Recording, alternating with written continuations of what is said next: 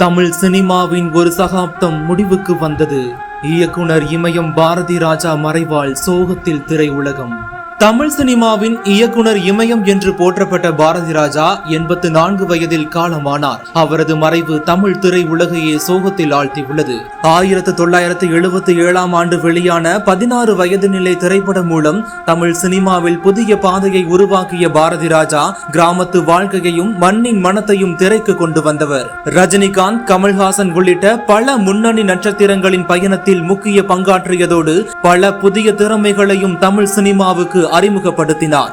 ஏராளமான விருதுகளையும் பாராட்டுகளையும் பெற்ற அவர் தமிழ் சினிமாவின் அடையாளங்களில் ஒருவராக திகழ்ந்தார். பாரதி ராஜாவின் மறைவால் இந்திய திரையுலகம் ஒரு மாபெரும் படைப்பாளியை இழந்துள்ளது.